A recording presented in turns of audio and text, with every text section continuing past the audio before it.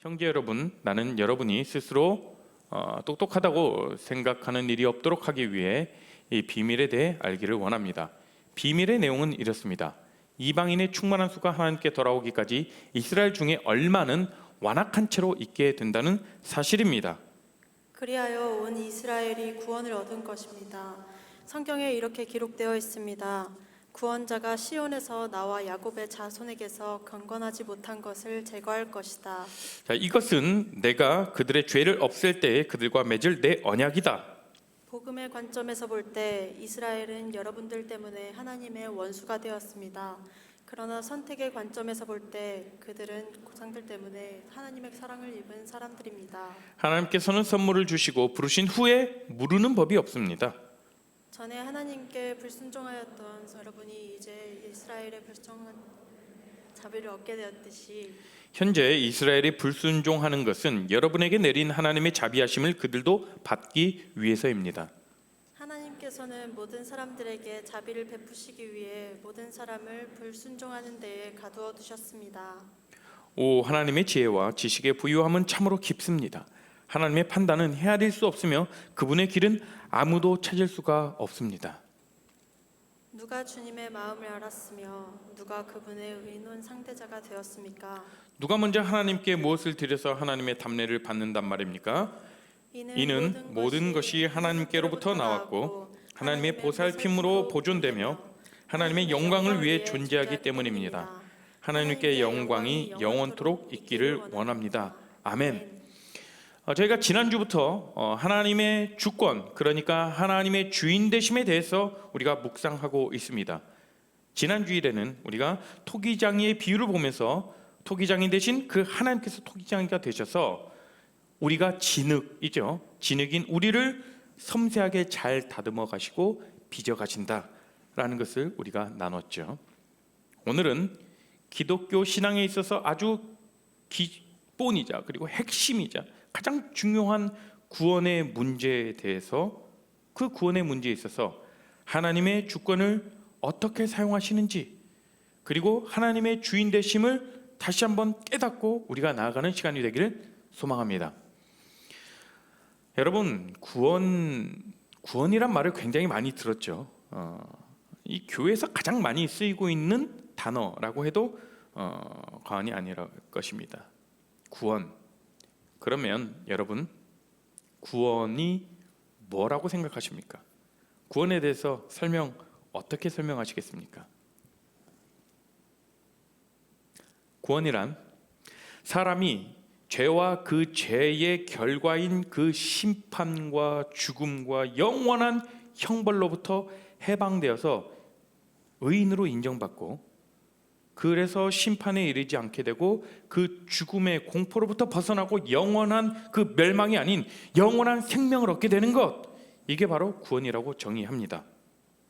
그런데 우리는 구원을 먼 미래에 있게 될 일, 죽어서 얻게 될 소망, 이렇게 생각하면서 살아가는 사람들이 아주 많죠.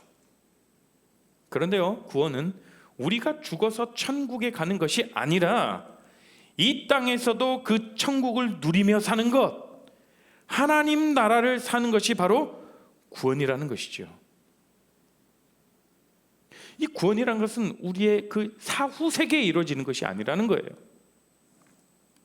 어떤 사람은 그래요. 아니, 난 구원이고 뭐고 다 필요 없어요. 지금 뭐 잘 먹고 잘 사는데요. 나 전혀 어려움이 없습니다. 그러나 이 땅의 모든 사람들에게는 구원이 다 필요하다는 사실을 기억하십시오. 여기서 나는 구원이 필요 없습니다 라고 자신 있게 손들고 이야기할 수 있는 사람이 있습니까? 우리에게 모두, 누구나, 온 인류의 사람들은 구원이 필요한 존재임을 우리는 기억해야죠. 왜요? 왜 구원이 필요합니까? 우리는 모두 죄인이기 때문에 영원한 사망, 영원한 형벌에서 다시금 영원한 생명을 누리기 위한 그 구원이 필요하다는 거죠. 우린 모두 죄인이기 때문에 그래요. 여기서 난 죄가 없는 사람입니다, 난 깨끗한 사람입니다라고 자신 있게 손들고 주장할 사람 있습니까? 네, 없죠. 이 앞에서 이야기하고 있는, 이 앞에서 떠들고 있는 저도 어마어마한 죄를 저지르고 살고 있는 사람입니다. 누구 하나 깨끗한 사람이 있으니까 이 자리에 하나님 앞에 정결한 모습이라고는 겨우 찾아볼 수 있을 만큼, 그것도 우리의 어떤 힘든 노력과 또 하나님 앞에 처절한 몸부림 가운데 보일 수가 있는 거겠죠. 그러한 처절한 몸부림과 하나님 앞에서 그러한 삶을 살아가겠다라고 노력하는 그런 것이 없다라면 우리 안에는 정말 모든 것이 죄악 덩어리일 거예요. 모두가 알고 있다시피 죄의 결과는 무엇입니까? 영원한 형벌, 곧 죽음이죠. 그런데 그 죽음에서 다시금 영원한 생명으로 우리를 건져 주심이 바로 구원이라는 거예요. 그렇다면 누가 우리를 건져 주시는가? 누가 우리를 건져 주시는가? 구원을 행사하시는 분이 누구신가? 이런 질문이 생기겠죠. 이어서 또 들어오는 질문이 무엇일까요? 그렇다면 그 구원을 받는 조건은 무엇인가? 도대체 어떤 조건을 갖춰야 구원을 받을 수 있는가? 라는 질문들이 자연스럽게 꼬리에 꼬리를 물게 되겠죠. 어떤 이들은 예수 그리스도를 믿는 믿음으로 구원을 받는다라고 이렇게 이야기합니다. 또 어떤 이들은 그것만으로 부족합니다. 반드시 그리스도인으로서 행함이 있어야 구원받을 수 있다라고 이렇게 얘기를 하죠. 그런 논박과 대립이 팽팽했던 현장이 바로 오늘 읽었던 그 로마서의 배경이 됩니다. 오늘 말씀을 통해서 구원이 어떻게 주어지고 그 구원을 행하시는 분이 누구인지 다시금 우리가 깨닫고 우리의 삶에 적용하며 나아가는 시간 되기를 바랍니다. 본문 속으로 들어가 볼까요? 로마서는 로마 교회에 있던 유대인들과 이방인들 사이에 주도권 싸움이었어요. 어떤 주도권이냐? 그리고 그들 사이에 있었던 분열, 그리고 복음은 들었지만 그 복음을 가진 자로서 살지 못하는 그들의 삶을 보고 바울이 얘들아, 복음은 무엇이고 구원은 어떻게 오는가? 즉 행함이 아니라 믿음으로 이루어진다라는 것을 말하는 편지가 바로 오늘 읽었던 로마서입니다. 그래서 결국 1장부터 쭉 이 논란에 대한 답을 사도 바울이 제시하고 이제 오늘의 본문에서 마지막으로 다시 한번 정리하는 쐐기를 박는 그러한 구절입니다. 오늘 본문 내용 역시 이 두 부류의 사람들, 이 사람들의 불만이 있었다는 것을 우리는 알게 되죠. 어떤 불만일까요? 유대인들은 반드시 행함이 있어야 되고 율법을 지켜야만 구원을 얻는다라고 얘기하고, 이방인들은 그럼 너희 규례대로만, 너희의 법칙대로만, 너희의 삶의 그런 방식대로만 살아야 되는 것인가? 예수 그리스도를 믿는 믿음으로는 구원을 받을 수는 없는 것인가? 라는 그러한 팽팽한 싸움,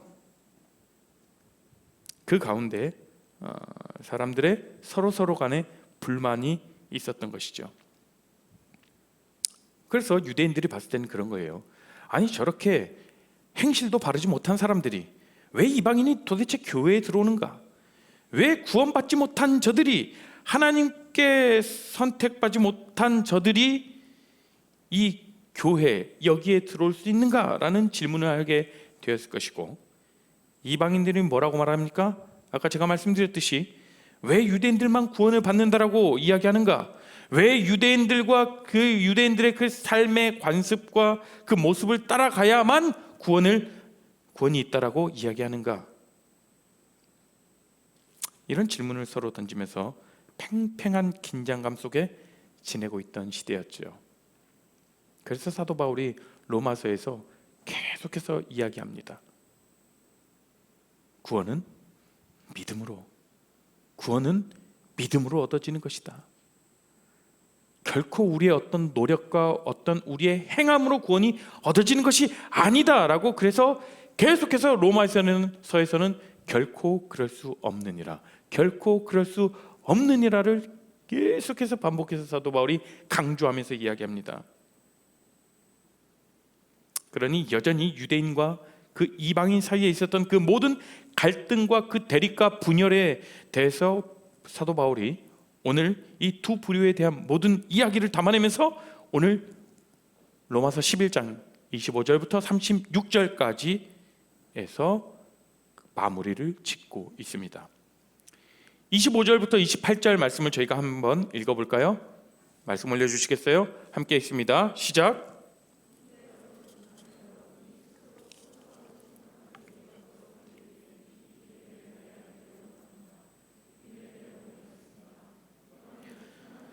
하나님께 돌아오기까지 이스라엘 중에 얼마는 완악한 채로 있게 된다는 사실입니다. 그리하여 온 이스라엘이 구원을 얻을 것입니다. 성경에 이렇게 기록되어 있습니다. 구원자가 시온에서 나와 야곱의 자손에게서 경건하지 못한 것을 제거할 것이다. 이것은 내가 그들의 죄를 없앨 때에 그들과 맺을 내 언약이다. 복음의 관점에서 볼 때 이스라엘은 여러분들 때문에 하나님의 원수가 되었습니다. 그러나 선택의 관점에서 볼 때는 그들은 조상들 때문에 하나님의 사랑을 입은 사람들입니다 라고 이렇게 얘기하고 있죠. 사도 바울이 보는 유대인들의 특징을 오늘 25절 제일 처음에 이렇게 얘기합니다. 형제 여러분, 나는 여러분이 스스로 똑똑하다고 생각하는 일이 없도록 하기 위해서라고 이렇게 이야기를 꺼냅니다. 이게 유대인들의 특징이었어요. 뭐냐면 스스로 우리는 하나님을 아는 사람들이고 우리는 하나님 편에 서 있는 사람들이고 하나님의 율법을 가지고 있는 사람들이고 그래서 하나님이 언제나 우리와 함께 하신다라는 우리는 택함 받은 사람들이다. 그것이 바로 선민사상이라고 하는 것이죠. 이게 그들이 가졌던 생각이었어요. 뭔가 우월함을 가지고 있던 것이죠. 자신들이 똑똑하다고 생각을 해요. 지혜롭기 때문에 구원의 수혜자가 되었다라고 착각하면서 그 구원의 공로를 자신들에게 돌리면서 그런 우월의식 높아져 있는 그런 모습들 속에 살아가도 있던 자들이 바로 유대인들이었다라는 거예요. 그러면서 어떻게 했냐면 자신들의 세워놓은 그 기준, 하나님의 말씀, 율법이라는 그 기준에 부합하지 않은 그 이방인들을 굉장히 정죄했습니다. 상종하지 않았어요. 상종해서는 안 되는 사람들, 오직 하나님께 선택을 받고 하나님의 말씀을 가진 자기들만 구원에 이를 수 있다라고 이렇게 아주 그릇된 마음을 가지고 있었던 사람들이 유대인이었다는 거예요. 지혜의 근원이신 하나님에 대해서 안다고 자신들이 이야기했지만 정말 하나님께서 무엇을 원하시는지는 전혀 알지 못했던 사람들, 그들의 어리석음을 사도 바울이 지적합니다. 그래서 뭐라고 하죠? 스스로 지혜 있다 하나. 스스로 지혜 있다 하나. 제가 이 말씀을 묵상하면서 왜 스스로 지혜 있다 하는 그 모습을 보면서 왜 오늘날의 교회, 오늘날의 크리스천들이 떠오르는지 모르겠습니다. 마치 우리는 예수님을 믿고 그리고 누구보다 하나님의 뜻을 잘 안다라고 자부합니다. 그러나 하나님께서 말씀하시는 하나님의 뜻에 대해서는 굉장히 멀리 떨어져 살고 있는 그런 우리의 모습을 가진 오늘의 그리스도인들, 우리 모습과도 너무 같지 않습니까? 뭔가는 하나님의 말씀 되게 대단히 많이 아는 것 같아요. 하나님의 뜻을 잘 알고 하나님에 대한, 성경에 대한 지식을 많이 안다라고 자부하지만 결국 우리의 삶의 모습을 보십시오. 하나님의 뜻에는 굉장히 멀어져 있는 듯한 그런 모습을 살고 있는 우리의 모습을 말이죠. 하나님의 뜻이 무엇입니까? 그러면 하나님의 뜻에서 멀어져 있는 삶, 그러면 하나님의 뜻은 무엇이겠습니까? 하나님의 뜻, 우리가 서로 사랑하며 살아가라. 그리고 거룩함을 힘써 지키라 라고 이렇게 말씀하시죠. 하나님의 뜻이 이 땅 가운데 우리가 살면서 거룩함에 힘을 쓰고 거룩하라, 그리고 서로 사랑하라. 그런데 오늘날 우리는 사랑하는 것과 그리고 거룩한 것을 빼고는 다 잘해요. 너무 열심을 내요. 어떤 자리에 올라가는 것, 어떤 위치에 내가 어떤 감투를 쓰는 것, 내가 어떤 커리어를 쌓는 것, 내가 어떤 손해를 보지 않는 것, 내가 성공하는 것, 내 욕망을 채우는 것, 그런 것에는 굉장히 열심을 내요. 잠을 안 자가면서까지 그렇게 노력을 다합니다. 좋은 성적을 받는 것. 그러나 여러분들의 모습을 한번 살펴보시겠어요? 내가 가지고 있는 것을 잃으면서까지 누군가를 품는 것, 누군가를 사랑하는 것, 참 못해요. 저부터가 그래요. 우리는 우리 삶에서 조금이라도 손해를 보는 것 같으면 못 견뎌 합니다. 너무 힘들어해요. 그래서 자꾸 나 중심, 나 중심. 왜 작년에 그런 말이 있었잖아요. 나나랜드라고요. 모든 것이 나 중심이에요.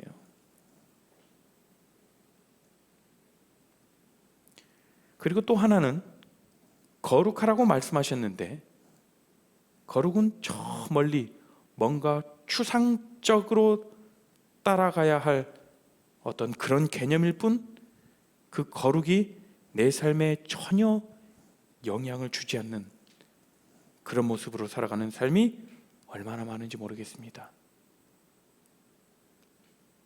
우리 삶 가운데에 거룩함이 없어져 버리고, 거룩하다, 이건 뭔가 추상적인 거야 라고 생각하고 우리 삶을 막 살아버리는 것들, 전혀 우리가 죄를 저지르고서라도 죄책감을 전혀 느끼지 못하는, 그것이 죄인지도 모르고 살아가는 그런 모습들이 얼마나 많습니까? 그러니까 우리가 성경 말씀을 너무나도 잘 알아, 뭐 기독교 문화 너무나도 잘 알아, 하나님이 누군지 알 것 안다라고 얘기를 해요. 그렇지만 우리의 삶에서는 우리가 아는 것과 정반대의 삶을 살고 있잖아요. 그것이 제대로 하나님을 안다라고 얘기를 할 수 있겠습니까? 마치 유대인들의 모습과도 너무나도 같죠. 우리는 늘 거룩해야 함을 알면서도 내가 조금 더 편리하고자, 내가 조금 더 효과적으로 살고자, 내가 조금 더 실용적으로 살고자 내 자신 스스로가 거룩함과 멀어져서 내 욕심과 내 욕망에 따라가는 것을 보게 될 때가 참 많이 보입니다. 그런 우리들의 모습, 그런 유대인들의 모습을 보시면서 하나님은 얼마나 답답해 하시겠습니까? 그래서 오늘 사도 바울이 이렇게 얘기하는 거예요. 무슨 얘기입니까? 우리가 생각할 때는 하나님의 말씀을 가지고 이렇게 판단하고 평가하지만, 그러나 하나님의 생각은 다릅니다. 그것을 뭐라고 표현하냐면, 이 비밀을 너희가 알기를 원한다. 하나님의 비밀을 너희가 알기를 원한다라고 얘기를 해요. 너희들이 생각하는 그 하나님에 대한 그 지식 말고, 너희들이 그 율법을 지켜나가는 그 율법의 지식 말고 하나님의 비밀을 알기를 원한다라고 이렇게 사도 바울이 이야기하고 있습니다. 비밀이란 말은 헬라어로 미스테리오라고 얘기합니다. 거기서 영어 미스테리 이렇게 파생되었죠. 그런데 이 비밀, 미스테리오라는 말은 입을 다물다라는 동사, 미오라는 이 동사에서 유래한 것입니다. 입을 다물다. 그래서 이 신비, 이 비밀은 인간이 스스로 알지도 못하고 전할 수도 없어서 그렇기 때문에 입을 다물어야 하는 것인데, 하나님의 은혜로 계시될 수 있다는 거예요.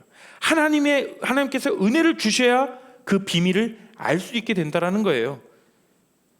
그 비밀을 안 사도 바울, 그의 지식으로 알았습니까? 아니요. 하나님의 은혜로, 하나님이 계시하셔서, 하나님이 보여주셔서, 하나님이 깨닫게 해주셔서 사도 바울은 이 하나님의 비밀을 알게 되었다라는 거예요. 그러니까 이 하나님의 비밀을 알게 되니까 너무나 감격스러운 거예요.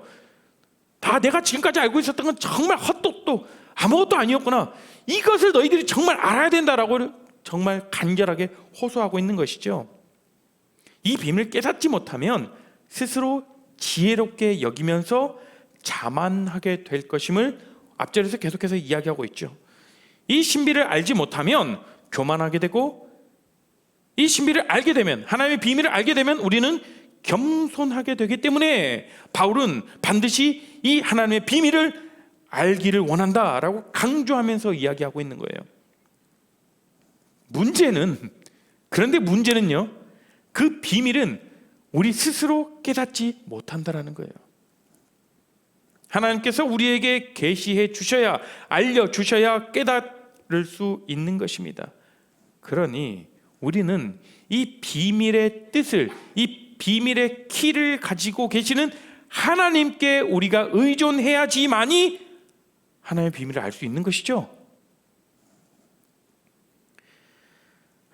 그런데 우리는 누군가 알려주는 걸 참 싫어해요. 우리의 지성으로, 우리의 노력으로 알아내려고 하고, 그런 고집스러운 모습들이 얼마나 많은지 몰라요. 그래서 스스로 알아낸 것만 인정하고 그것이 합리적인 것이라고 생각하고 착각할 때가 종종 많아요. 그러면서 스스로 뿌듯해하고 있는 그런 모습들, 이게 바로 지적인 자만입니다. 지적인 교만. 이 지적인 교만이 어디까지 이어지게 되냐면 크리스천들은 영적인 교만함까지 이어지게 돼요. 내가 조금 성경 안다고, 내가 조금 말씀 잘 구체적으로 안다고, 내가 하나님에 대한 어떤 신학적인 지식이 잘 서 있다고 다른 사람들을, 모르는 사람들을 정죄하고 그렇게 살면 안 됩니다. 그렇게 사는 것이 그리스도인의 삶 맞습니까? 라고 이야기하는 것, 영적인 교만함이죠. 정말로 하나님에 대해서 진심으로, 정말로 하나님의 비밀을 깨닫게 된다면 그렇게 이야기 못해요. 자, 이제 사도 바울이 말한 이 하나님의 비밀이라는 것은 무엇인가? 도대체 하나님의 비밀이라는 것은 무엇인가? 이어서 언급합니다. 이 비밀, 이 신비는 이방인의 충만한 수가 하나님께 돌아오기까지 이스라엘 중에 얼마는, 몇 부류는 완악한 채로, 마음이 강팍한 채로 있게 된다라는 사실이에요. 이스라엘 전체가 아니라, 그러니까 일부가 완악하게 되었으며, 그들이 완악하게 된 것은 구원에 이르지 못하는 그 민족의 영원한 실패가 아니라 잠시 일시적인 현상이고 하나님의 섭리의 한 과정이다, 이렇게 이야기해주고 있어요. 그러면서 유대인의 실패가 지금은 보이는 실패인 것 같은 그런 유대인의 실패가, 그 회복되는 그 전환점은 이방인의 충만한 수가 주님께 돌아오는 시점이라는 것을 설명하고 있습니다. 좀 개념이 어려울 텐데요, 이 비밀, 이 신비라는 단어를 사용해서 바울이 오늘 우리에게 이야기를 하는 것이죠. 결국 사람은 이해할 수 없고 사람의 방법으로는 도저히 납득되지 않는, 아니 하나님 도대체 왜 우리 교회에, 이 교회가 이런 일을 겪어야 합니까? 우리가 정말 바르게 하나님의 율법대로 살아가는 이 유대인들이 왜 이런 일을 겪어야 합니까? 뭘 그렇게 잘못했길래 많은 사람들로부터 비난을 받아야 합니까? 우리는 그렇게 질문할 수 있지만 가만히 멈춰 생각해 보면요, 어쩌면 이런 비난과 이런 어려움들을 통해서 구원받는 사람들이 있다라는 거예요. 이방인의 충만한 수가 차기까지 유대인들이 박해를 받고 어려움을 겪었던 것처럼, 아니 그들의 마음이 완악해져서 예수님을 몰라보았고 예수님을 따르지 않았던 것처럼 어쩌면 오늘날 우리 역시도 그런 도구로 사용되어지는 것 아닌가, 이런 생각을 한번 해보게 되는 것이죠. 이어서 30절과 32절에 사도 바울은 이렇게 이야기합니다. 함께 있습니다. 시작. 전에 하나님께 불순종하던 여러분들이 이제 이스라엘들 불순종한 것 때문에 자비를 얻게 되었듯이 여러분에게 내린 하나님의 자비하심을 그들도 받기 위해서입니다. 하나님께서는 모든 사람들에게 자비를 베푸시기 위해 모든 사람을 불순종하는 데 가두어 두셨습니다. 자, 오늘 다시 두 번째로 이제 바울이 누구에게 이야기합니까? 처음에는 유대인들에게 얘기했어요. 어떻게 얘기했냐면 스스로 지혜 있다 생각하는 그 유대인들에게 너희들의 지혜보다 훨씬 더 뛰어난 하나님의 비밀, 그 신비가 있습니다라고 이렇게 이야기하고, 그리고 나서 두 번째로 이제 이방인들에게는 뭐라고 얘기합니까? 어떻게 구원받았는지를 생각해 보십시오. 30절을 보면 이들에 대해서 바울이 뭐라고 표현합니까? 너희가 전에는 하나님께 순종하지 않던 자들이다, 하나님께 불순종하던 너희들이다 라고 이렇게 표현하고 있어요. 이게 이방인들을 정의하는 바울의 정의예요. 하나님께 불순종했지만 그러나 하나님께서는 그 불순종을 그대로 두시지 않으시고 유대인들의 받아들이지 않은 그 완악한 마음을 통해서 이방인들에게도 그 은혜와 복음이 흘러 들어오게 하셔서 그들도 결국 구원받게 하신다, 그런 해석을 바울이 하고 있는 것이죠. 근데 여러분, 이방인들만 그랬습니까? 여러분, 사실 우리도 불순종하던 사람들 아니었습니까? 우리가 얼마나 하나님께 순종했다고 그렇게 살고 있습니까? 그런데 문제는 뭐냐면, 그렇게 불순종했다가 순종해가지고 하나님께 구원을 얻고 하나님의 자녀가 되었는데, 그럼에도 불구하고 내가 그 은혜를 잊어버리고, 날 구원해 주신 그 은혜를 잊어버리고 다시금 그 불순종하는 자리로 나아가서 하나님의 뜻은 전혀 중요하지 않고 그저 내 믿음, 내 것, 나를 유지하기 위해서 어쩌면 하나님께 불순종하는 그 자리로 다시 나아가는 모습은 아닌지 생각해 봐야 하는 것이죠. 결국 이 두 부류, 그러니까 유대인과 이방인에게 사도 바울이 하는 말은 무엇입니까? 29절 말씀입니다. 함께 있습니다. 시작. 하나님께서는 선물을 주시고 부르신 후에 무르는 법이 없습니다. 자, 여기서 사도 바울이 표현한 단어, 빨간 글씨 선물이라고 표현합니다. 결국 하나님께서 유대인이나 이방인에게 모두 선물을 주셨는데 그 선물이 무엇이냐? 바로 구원이라는 겁니다. 하나님께서는 우리에게 구원을 선물로 주셨습니다. 구원은 하나님의 선물이라는 거예요. 여러분들, 선물 받았을 때 여러분 제일 기분 나쁜 게 뭔지 아세요? 기대했어. 아이폰인 것 같아. 그런데 딱 보니까 갤럭시야. 우와, 아이패드 같아. 그랬는데 보니까 샤오미 그런 거. 그런 게 아니라 그것보다도 더 기분 나쁜 건 뭔지 아세요? 정말 바라는 선물을 받았어요. 그런데 줬다 뺏는 거. 얼마나 화딱지 나요. 제일 기분 나빠요. 그죠? 처음부터 주지 말던가. 왜 줬다 뺏어? 선물을 줬는데 가만히 생각해 보니까 뭔가 아까운 것 같아. 저 사람에게 이 선물이 합당치 않을 것 같고, 이 선물이 저 사람에게 너무 어울리지 않아. 저 사람에게 줘서는 안 되는 선물이라서 굉장히 후회할 때, 내가 착각했다라고 내가 잘못했다, 미안하다, 내가 다른 사람한테 줘야 될 걸 너한테 착각했네, 다시 줘 라고 하는 이런 일들이 우리 공동체에서는 일어나서는 안 되겠습니다. 그런데 하나님께서는요, 오늘 뭐라고 말씀하십니까? 우리에게 선물을 주셨다고 해요. 그런데 유대인에게나 이방인들에게나 모든 자들에게 선물을 주셨다고 하는데 그 선물을 무르는 법이 없다라고 하세요. 그러니까 누구에게나 구원을 주시는데 그 구원을 무르는 법이 없다라고. 개역 개정에서는 뭐라고 하는지 아세요? 후회함이 없으시다라고 하세요. 내가 구원을 베풀었고 이 사람이 행동이 어떻든, 이 사람이 정말 삶이 개판이든 어쩌든 간에 내가 한번 베풀었던 그 구원은 후회함이 없으시다라는 거예요. 결코 물으심이 없다라는 거예요. 또 이방인들, 하나님의 은혜로 선물로 그 구원을 받은 그들은 그러면 어떻게 되는 겁니까? 지금 다시 이전의 불순종의 자리로 돌아가는 것, 그것이 문제가 되는 것입니까? 라고 얘기할 때 사도 바울이 이렇게 얘기하죠. 하나님의 선물에는 결코 부르심이 없다, 후회함이 없다. 즉 이방인을 부르시는 것도 유대인을 부르시는 것도 하나님의 주권, 하나님의 능력, 하나님의 일이라는 것을 오늘 본문에서는 명확하게 우리에게 가르쳐주고 있어요. 그런 하나님의 비밀, 하나님의 구원을 보고도 이해가 되지 않는 거예요. 지금의 사람들, 이 로마서를 받아보는 사람들이요.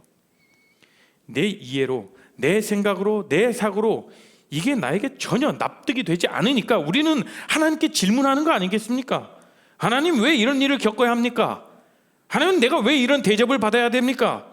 끊임없이 질문하죠. 그런데 여러분들, 우리가 그리스도인으로 살아가면서 이런 질문들 잘못된 게 아닙니다. 우리 하나님께 끊임없이 질문해야 되죠. 하나님께 끊임없이 물어야 합니다. 구원에 대해서, 믿음에 대해서, 우리의 삶에 대해서 묻는 게 맞아요. 그런데 질문하는 데에도 차이가 있어요. 상대방을 인정하고 묻는 질문과 상대방을 그냥 무시하고 묻는 질문은 그 질문 자체가 다릅니다. 그렇죠. 그런데 어쩌면 우리가 하나님께 던지는 그 질문의 다수는 하나님을 무시하고 던지는 걸 질문일 때가 너무나도 많다는 거예요. 우리가 신앙생활하면서 꼭 잊지 말아야 할 것은 하나님의 주권을 인정하는 것, 그리고 그 권위를 우리가 받아들이는 거예요. 그런데 우리가 왜 그런 하나님의 신비, 하나님의 비밀, 하나님의 그런 일들을 바라보지 못하고 하나님의 일하심을 인정하지 못하고 끊임없이 도전하고 질문하냐면요, 하나님의 주권을 인정하지 않았기 때문에 그래요. 하나님의 능력을 인정하지 않고 하나님의 전능하심을 내가 받아들이지 않고 하나님의 수준을 그냥 우리의 생각에 맞춰서 사람의 수준으로 끌어내렸기 때문이 아닐까요? 그렇기 때문에 우리가 신앙생활하면서 꼭 놓치지 말아야 할 것, 반드시 붙잡아야 될 것은 하나님이 하나님 되십니다. 하나님은 하나님이십니다. 이것을 반드시 기억하세요. 하나님의 주권, 하나님의 하나님 되심을 인정하지 않으면 우리의 믿음은 다 무너져 버려요. 앞서 말씀드린 것처럼 구원은 믿음으로 받을 수 있다라고 얘기를 했어요. 그렇죠? 그런데 사실 엄밀히 말해서 우리는 믿음으로 구원을 받는 것이 아니에요. 오, 무슨 말씀이세요? 믿음으로 구원 받는다면서요? 엄밀히 따진다면 믿음으로 구원을 받는 것이 아니라, 믿음은 구원의 조건이 아니라 구원이라는 선물을 받아들이는 통로, 즉 채널이라는 거예요. 그게 바로 믿음이에요.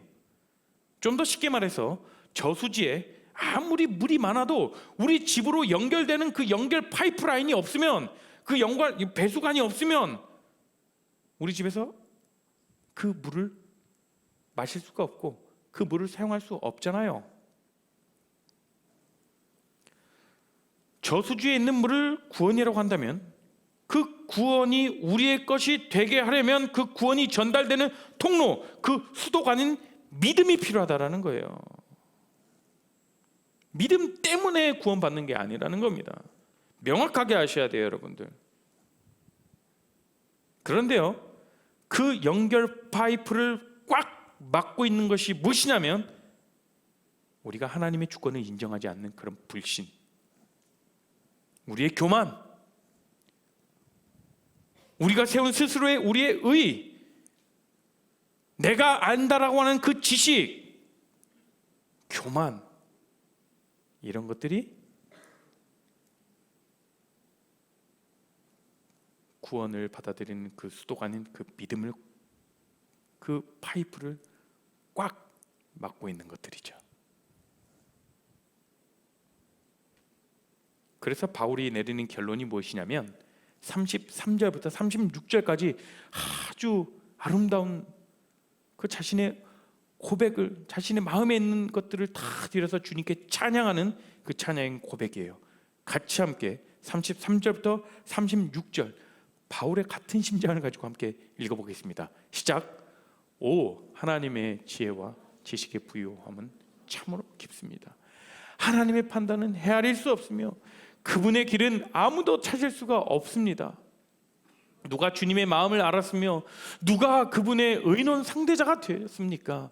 누가 먼저 하나님께 무엇을 드려서 하나님의 담례를 받는단 말입니까? 이는 모든 것이 하나님께로부터 나왔고 하나님의 보살핌으로 보존되었으며 하나님의 영광을 위해 존재하기 때문입니다. 하나님께 영광이 영원토록 있기를 원합니다. 아멘.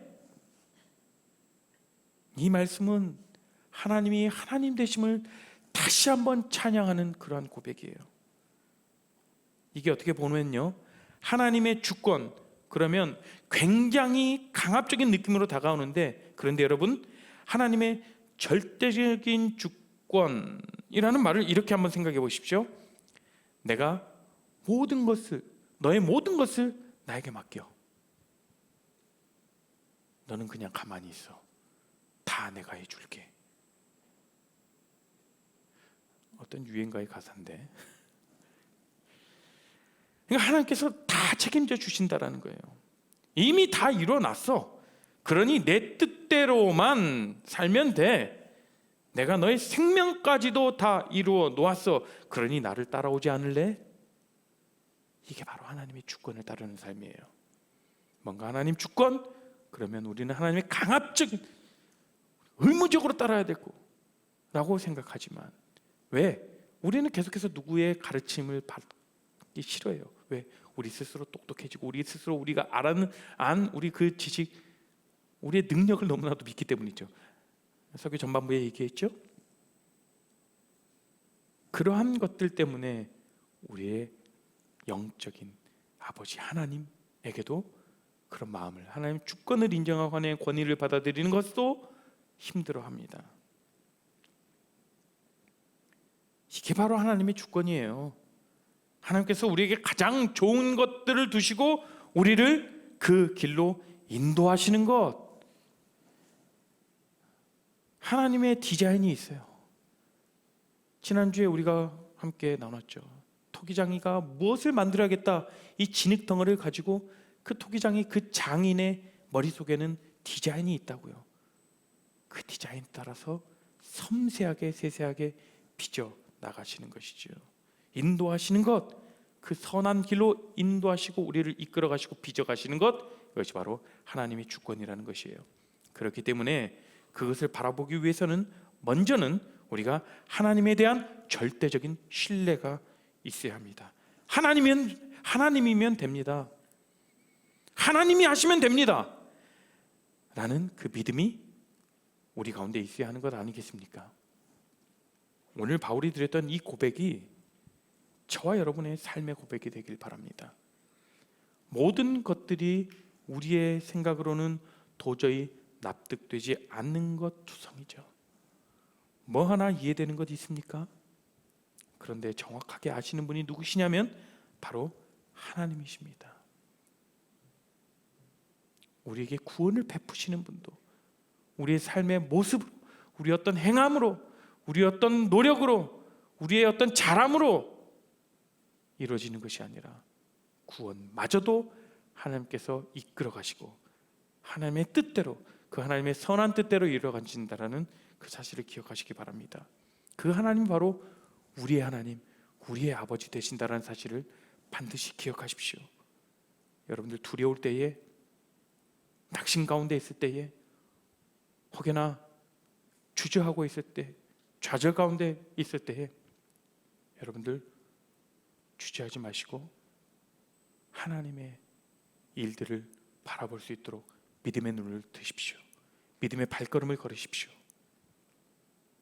하나님의 일하심, 하나님의 주권을 우리가 끝까지 신뢰하고 주권을 인정하는 삶,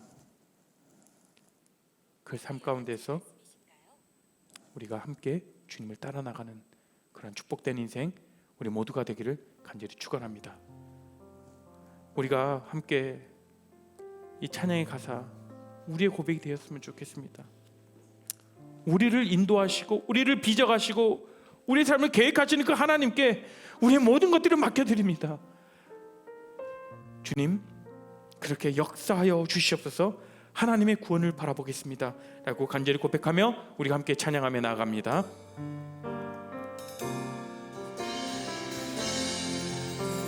보라, 너희는 보라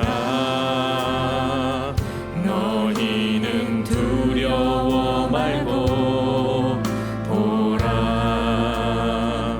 너희를 인도한 나를 보라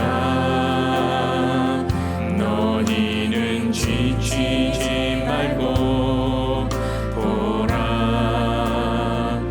너희를 우리 모두 자리에서 일어나서 다시 한번 찬양합니다. 보라 너희는 두려워 말고 우리를 인도하신 주님을 바라보며 나아갑니다. 너희를 인도한 나를 끝까지 주님을 붙들며 나아갑니다. 너희는 지치지 말고 우리를 영원한 사망 가운데서 영원한 생명으로 인도하신 구원하신 주님을 바라보며 나아갑니다. 구원한 나를 너희를 치던 적은 어디 있느냐 너희를 억누르던 원수는 어디 있느냐 보라 하나님 구원을 보라 하나님 우리의 믿음의 눈을 들어 하나님의 능력을 바라봅니다. 보라 하나님 능력은 너희를 위해서 삼으시는 주의 손을 보라 주님을 바라봅니다. 보라 하나님 구원을 보라 하나님의 능력을 바라봅니다. 하나님 능력은 너희를 위해서 삼으시는 주의 손을 보라 이 시간 우리가 함께 기도하며 나아갑니다. 하나님 우리 삶 가운데 일하실 그 주님을 바라보길 원합니다. 하나님 우리의 지식에 의지하지 않고 온전히 하나님의 능력을 바라보길 원합니다. 우리가 안다라는 그 얄팍한 지식에 우리가 따르는 것이 아니라 이 세상 그 지식을 따르는 삶이 아니라 하나님의 비밀을 바라보기를 원합니다. 하나님의 크고 놀라운 그 하나님의 신비와 하나님의 비밀을 우리가 발견하길 원합니다. 그 비밀을 우리에게 보여주시옵시고 그 비밀을 알아서 우리가 그 하나님의 놀라우신 그 하나님의 능력과 하나님의 그 놀라운 그 일하심을 우리가 바라보며 나가길 원합니다. 그 비밀을 우리가 바라보며 우리의 삶 가운데 그 하나님의 인도하심에 따라 나가기를 원합니다라고 우리가 간절히 고백하시면서 그 하나님의 놀라우신 일과 하나님의 그 놀라우신 그 권 그리고 하나님의 놀라우신 그 주권을 우리가 인정하며 주님께 기도하며 나갑니다. 함께 기도하시겠습니다.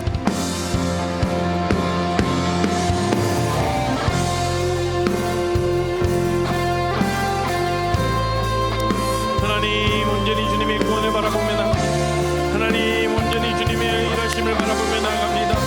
그래서 우리 가운데 주님께서 우리를 선함으로 이끌어 가시고 하나님의 기뻐하시는 그 뜻대로 나가는 그 하나님의 주권을 인정하며 나가는 우리의 삶 되게 해주시옵시고 우리를 선한 길로 빚어가시는 그 주님 하나님의 계획하심에 따라 인도하신 그 하나님의 인도하심에 우리가 나아가 우리의 모든 삶을 맡겨드리는 우리가 되게 해주시옵소서. 하나님을 바라보게 해주시옵소서. 주님 인도하시고 그 주님을 바라봅니다.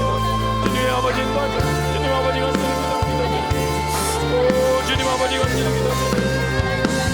주님 아버지 감사합니다. 하나님 주님 아버지 주님 이 시간 기도하실 때 한 가지 더 기도하시기만 좋겠습니다. 우리가 혹여나 유대인들처럼 우리가 조금 뭘 안다고 조금 하나님에 대해서 안다고 조금 신앙적인 부분에 대해서 조금 안다라고 우월한 마음이 있었습니까? 높아져 있는 마음이 있었습니까?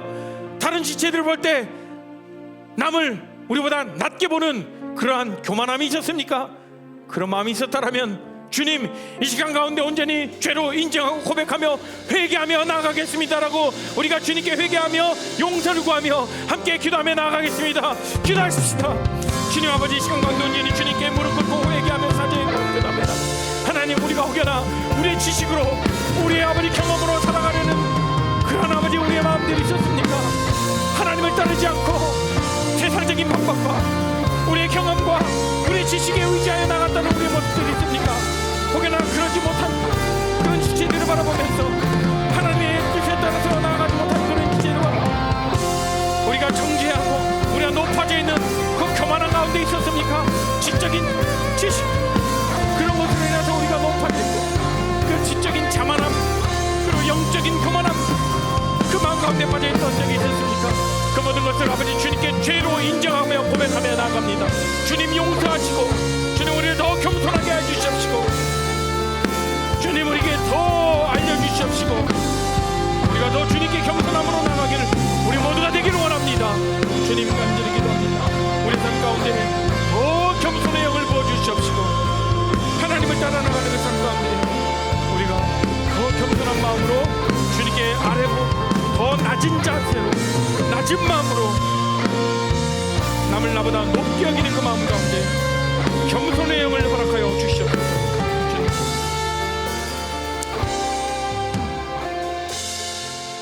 우리의 삶을 이끌어가 주시는 그 하나님, 우리의 삶을 세밀하게 빚어가시는 그 하나님, 그 하나님의 신실하심을 우리가 바라보길 원합니다. 그 하나님을 신뢰하길 원합니다. 하나님, 우리 삶 가운데 때로는 그 하나님이 보이지 않을지라도 그 하나님의 일하심이 우리 가운데 없을 것 같은, 없는 것 같은 그러한 시기를 지나고 있을지라도 반드시 하나님께서는 그 하나님의 기뻐하시는 뜻에 따라 하나님의 그 디자인하심에 따라 우리를 이끌어 가신다라는 그 믿음 허락해 주시고 그 믿음으로 우리가 주님을 찬양하는 삶을 살기를 원합니다. 하나님, 혹여나 우리가 남보다 높아져 있는, 남보다 우리가 더 지식이 많이 안다라고, 하나님에 대해서 많이 안다라고 그렇게 우리가 높아져 있는 어떠한 영적인 교만함들이 있었습니까?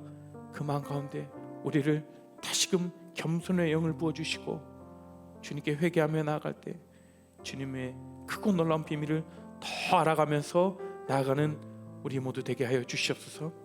이제는 주 예수 그리스도의 은혜와 성부 하나님의 크신 사랑과 성령 하나님의 놀라우신 감화교통하심이 우리가 주님께 순종하며 주님의 주권을 인정하며 나아가는, 그렇게 결단하며 나아가겠다라는 우리 모든 레알 공동체 가운데에, 그 가정 가운데에 지금으로부터 영원토록 함께 없으시기를 축원하옵나이다. 아멘.